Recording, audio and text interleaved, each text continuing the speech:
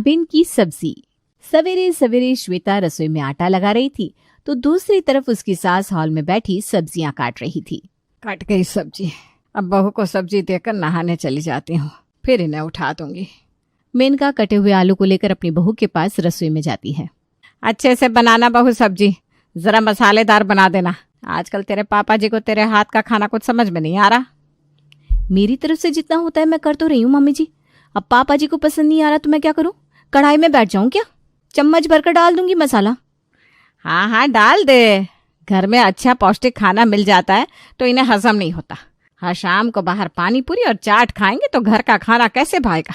तो डाल देना मिर्ची, अब इन्हें वही है तो हम क्यों सोचे इनकी। अपनी बहू को कटी हुई सब्जियां देकर मेनका नहाने चली जाती है और इधर श्वेता सब्जी बनाकर तैयार कर लेती है। वाह, कितनी अच्छी लग रही है आलू चने की सब्जी। ऊपर सब्जी का रंग तैरता हुआ दिख रहा है। अब पापा जी नहीं कहेंगे कि सादी सब्जी बना दी मैंने। जैसे ही सभी नहा धोकर खाने के टेबल पर आते हैं, श्वेता उन्हें नाश्ता परोस देती है। आज तो सब्जी से अलग ही खुशबू आ रही है बहू, बहुत अच्छी सब्जी बनाई है तूने। वो तो खाने पर पता चलेगा ना मम्मी। और विनोद जैसे ही उस सब्जी को खाता है हमेशा की तरह एक ही रिएक्शन देता है। घूम फिर कर वही खाना, वही आलू, वही भिंडी। 2 दिन से तो मैं पत्ता गोभी की सब्जी बना रही थी पापा जी, जो आपको पसंद नहीं आ रही थी, तो आज आलू चने की सब्जी बना ली। सिर्फ आलू की सब्जी बनाती हूँ तो आप कहते हैं तरी ज्यादा हो गई। अब सेमी ग्रेवी करने के लिए मैंने उसमें टमाटर और चने डाल दिए। वो ठेले वाला मोहन कचौरियों के साथ यही वाली सब्जी तो देता है। मतलब जो मुंह में आया बोल देना है ना श्वेता। उस मोहन की सब्जी का कंपेयर तुम अपनी सब्जी से करो ही मत। कहाँ उसकी सब्जी और कहाँ ये तुम्हारी सब्जी। बस लग रहा है जबरदस्ती मसाला डाला गया है। मोहन की सब्जी तो एक बार जबान को लगे तो बीमार के मुंह का टेस्ट भी बदल जाए। इसमें बहू की गलती नहीं है सुमित, जरूर इसकी सास ने कहा होगा कि ऊपर तेल और मिर्च का छौंक लगा दे, है ना मेनका जी? 36 साल ऐसे ही नहीं गुजार दिए मैंने तेरी माँ के साथ। खाने के प्लेट को पीछे करके विनोद कहता है, मैं दुकान के बाहर इडली खा लूंगा। मैं भी ऑफिस कैंटीन में ही खा लूंगा मम्मी। दूध तो दूध, अब छाछ भी बोलने लगी। अपने बाप की कॉपी करने की कोशिश मत कर सुमित। तेरे बाप की माँ यहाँ नहीं है पर तेरी माँ यहीं है। शांति से खा जो बना है। बड़ा आया ऑफिस के कैंटीन में खाने वाला। इसी तरह दिन बीत रहे थे। मेनका और श्वेता मिलकर कितनी भी कोशिश कर लें, लेकिन घर के मर्दों को उनके हाथ का बना खाना भाता नहीं था। कुछ दिन तो ये सिलसिला ऐसे ही चलता है, पर उसके बाद अचानक वो होता है जो किसी ने नहीं सोचा था। सारी सब्जी मिलाकर मिक्स वेज की सब्जी बना दी है मम्मी जी। अब इसमें तो पापा जी कुछ नहीं कहेंगे। तेरे पापा जी नहीं बोलेंगे तो सुमित पिन लगा देगा, वो भी तो कम नहीं है ना। पता नहीं क्या खाना है इस बाप बेटे को। दिन भर रसोई में खड़े रहने के कारण पगथली में गांठें बन गई है, पर इनकी जीभ की आग है कि शांति नहीं होती। तो फिक्र मत कर, कितना दिमाग लगाएगी। बना दिया ना खाना तूने, जाकर परोस दे। श्वेता सभी को खाना परोसती है, पर आज खाना खाने के बाद सुमित कोई कंप्लेन नहीं करता। बस अब और रोटी नहीं मम्मी। वो क्या है ना, मैं डाइट करना चाह रहा हूँ। खा खाकर वजन बहुत ज्यादा बढ़ गया है मेरा। मेरा भी हो गया, मैं दुकान निकलता हूँ, एक पार्टी आने वाली है। खाना अच्छा बना था बेटा। आज तो ना दादू ने ना पापा ने खाने की कंप्लेंट की मम्मा, पर मुझे ये रंग बिरंगी सब्जियां नहीं खानी। देख रहा है ना, बाहर चाट पकौड़े खाकर कैसे परेशान हो गए दादू और पापा। पेट खराब हो गया होगा दोनों का, कैसे लाइन पर आ गए दोनों। इसका मतलब क्या हुआ? घर का खाना ही बेस्ट होता है। और मेरा चिंटू तो समझदार है ना, वो तो घर का खाना ही खाएगा। दोनों सास बहू की टेंशन खत्म हो जाती है। वो दोनों आज इस खुशी के मौके पर मिलकर शॉपिंग जाने की सोचती हैं। मैं तो नई साड़ी खरीदूंगी बहू। कितने दिनों से वही पुरानी 2 साड़ियां हर जगह पहन कर जाती हूँ। 4 बार तो ये रेखा टोक चुकी है मुझे। मेनका और श्वेता मार्केट में जाती है, जहाँ मेनका को एक साड़ी पसंद आती है। वो साड़ी कितने की थी भैया? अरे वाह मैडम, आपकी पसंद की दाद देनी पड़ेगी। हमारे दुकान का बेस्ट पीस है वो, बस 7,000। बाप रे बाप, इतने में तो घर का आधा राशन आ जाएगा। तभी पीछे से रेखा आती है। जब जेब में पैसे नहीं होते तो दुकान क्यों चढ़ती हो मेनका? भैया इस साड़ी को साइड कर दीजिए, मैं कल आकर ले जाऊंगी। तू लेगी साड़ी? आज तक एक पाव से ऊपर सब्जी तो खरीदी नहीं तेरे पति ने, और तुझे साड़ी दिलाएगा? बड़ी आई। और अगली शाम सच में रेखा उसी साड़ी में मेनका के घर आती है। साड़ी खरीदी और खरीद कर पहन भी ली। और अमित जी पिक्चर जा रहे हैं तो घर की चाबी आपके यहाँ रखने आई थी। आप मूवी जा रही है भाभी जी, कब तक लौटेंगी? आप कहते हैं तो पिक्चर छोड़ देती हूँ देवर जी। मेरा मतलब है 2.5 घंटे की पिक्चर है, 7-8 बजे तक आ जाऊंगी। देख रही है कैसे पड़ोसन से हंस हंस कर बात करते हैं तेरे पापा जी, और मुझे तो काटने दौड़ते हैं। रात को खाना खाने के बाद मेरे पेट में जरा गैस बन रही है, तो मैं टहलने जा रहा हूँ। तो चलेगा क्या सुमित? हाँ पापा, चलिए मैं भी चलता हूँ। 1.5-2 रोटी से ज्यादा तो आप दोनों खाते नहीं, पता नहीं गैस कैसे बन जाती है। और टहलने का नाम लेकर दोनों बाप बेटे पहुंचते हैं रेखा के घर, जहां रेखा ने बना रखी थी सोयाबीन की सब्जी। पिक्चर को बीच में छोड़कर आ गई मैं, सिर्फ और सिर्फ आप दोनों को खाना खिलाने के लिए। इतना कौन करता है किसी के लिए देवर जी? ये बात तो है भाभी जी, जो आप कर रही है वो कोई नहीं कर सकता। दुनिया की कोई भी सब्जी इस सोयाबीन की सब्जी के पानी कम चाय है। वही तो, पर सोयाबीन ही खत्म हो गई, तो सवेरे सवेरे आप दोनों को नाश्ता कैसे करवाऊंगी मैं हूं ना आंटी जी, मैं पहुंचा दूंगा सोयाबीन। अच्छा, तुम सोयाबीन लेने जाओगे बेटा? तो पास में ना डेयरी वाला भी पड़ता है, तो इसके पास से 2 दूध के पैकेट भी ले आना। अच्छा नहीं ना, 4 ही ले आना। वो क्या है ना, इन्होंने कल खीर बनाने को बोला है। जैसे आप लोगों को मेरे हाथ की सोयाबीन पसंद है, इन्हें खीर पसंद है। तुम याद से दूध ले आना बेटा, पैसे मैं दे दूंगी।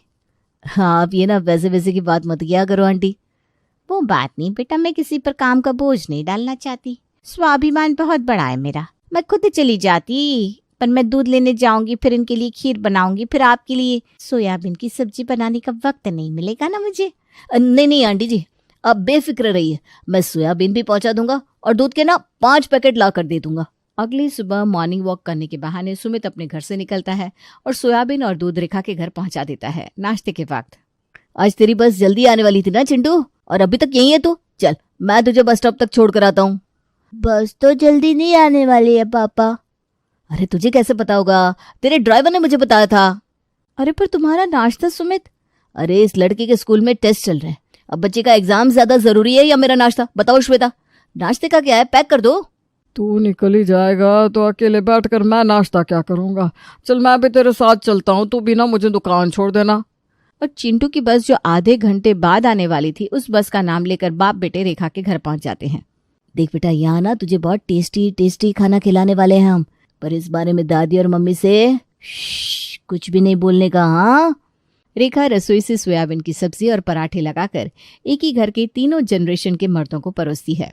1 नंबर दादी जी, तुझसे छा गए, अब तो चिंटू रोज यही खाएगा। ये रोहित से भी पसंद आ गया। आना ही था पापा, आंटी जी के हाथ की सोयाबीन की सब्जी का कंपेयर कोई कर ही नहीं सकता। बिल्कुल आपके घर का एक खून है चिंटू, मान गया मैं। जहां पहले बाप और बेटे रेखा के घर जाकर सोयाबीन की सब्जी खाते थे, वहां अब चिंटू भी जाने लगा था। एक रोज जब सुमित ऑफिस में था, रेखा उसे कॉल लगाती है। हेलो सुमित बेटा, वो मैं क्या कह रही थी कि आंटी मैं आपको थोड़ी देर में कॉल करूं? वो क्या है ना, मेरी मीटिंग शुरू होने वाली है बॉस के साथ में। अच्छा अच्छा, कोई बात नहीं, आज मैं सब्जी नहीं बना पाऊंगी, यही कहने के लिए फोन किया था, तो कर ले काम। क्या आप सब्जी नहीं बना पाएंगे? ऐसा क्यों आंटी जी, कहीं तबीयत तो नहीं बिगड़ गई आपकी? आप कहे तो अभी मैं डॉक्टर को बुला लेता हूँ। अरे नहीं नहीं बेटा, शरीर में 100 बीमारियां लेकर भी काम कर रही हूँ मैं। अगर इच्छा छोड़ दूं तो अभी शरीर साथ छोड़ दे, पर अभी अगर मैं बैठ गई तो तेरे और तेरे पापा का क्या होगा? मैं पड़ोसियों को भूखा नहीं छोड़ सकती। वो सोयाबीन खत्म हो गई है ना बेटा, तो कैसे बनेगी? अरे तो मैं किस दिन काम आऊंगा आंटी जी? सोयाबीन मैं ले आऊंगा। कौन से मसाले चाहिए साथ में बता दीजिए, बिल्कुल समय पर सारा सामान आपके घर पहुंच जाएगा। सोयाबीन की सब्जी है भाई, कोई मजाक थोड़ी ना है। उसके लिए ये मीटिंग क्या मैं अपना ऑफिस छोड़ दूं?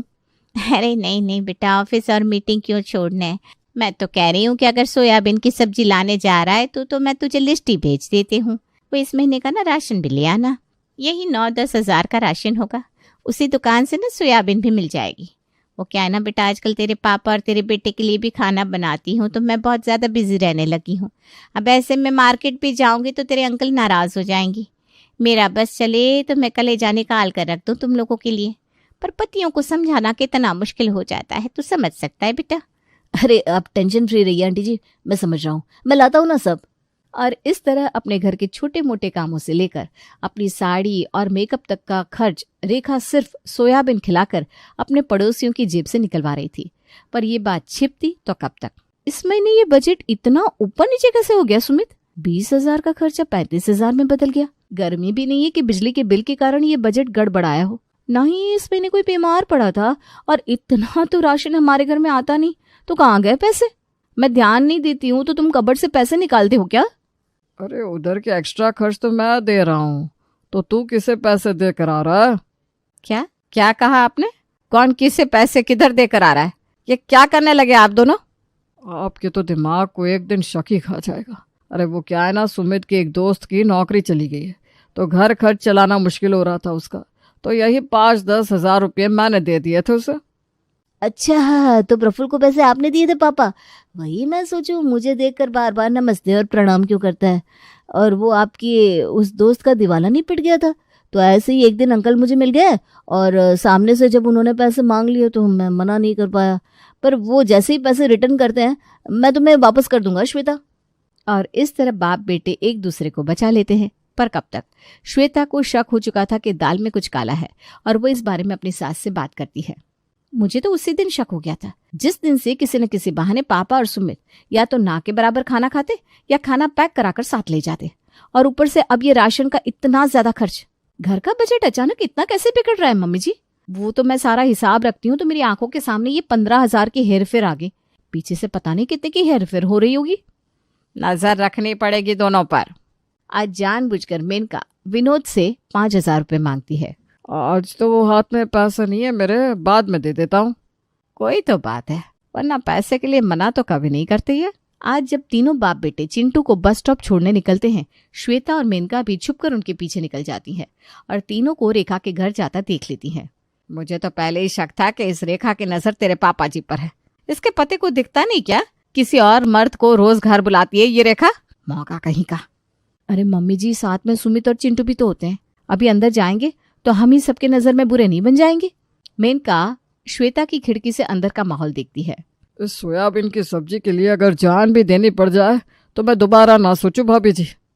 छी छी छी, ये जान मान देने की बात आप मत कीजिए। मेरी बहन कम पड़ोसन के सुहाग है आप, आपको कुछ कैसे हो जाएगा? ऐसी बात ना कभी हवा में भी नहीं बोलनी चाहिए। अभी मेरे एक कजिन की अचानक ही हालत बिगड़ गई।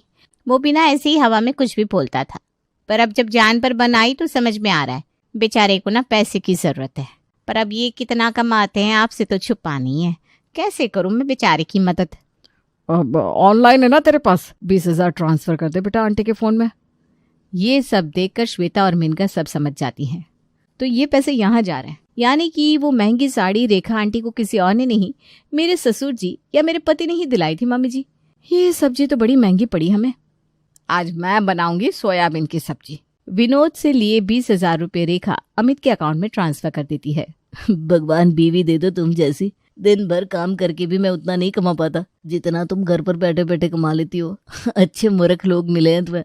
ऐसे ही अपने पति के खर्चे का ध्यान रखा करो रेखा। मेनका पूरा दिन मेहनत करके सारा दिमाग लगाकर अपने पति, बेटे और पोते के लिए बनाती है सोयाबीन की सब्जी और रात को सभी को परोसती है। सोयाबीन की सब्जी? सोयाबीन की सब्जी देखकर आपका मुंह क्यों बन गया?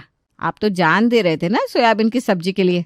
आपको क्या लगा मुझे पता नहीं चलेगा कि कहाँ उड़ा रहे हैं आप पैसे? अच्छा, तो सब पता चल गया आपको। तो जान लीजिए कि जहाँ पैसे उड़ रहे थे पैसे वहीं उड़ेंगे, क्योंकि उस घर में मुझे इज्जत मिलती है।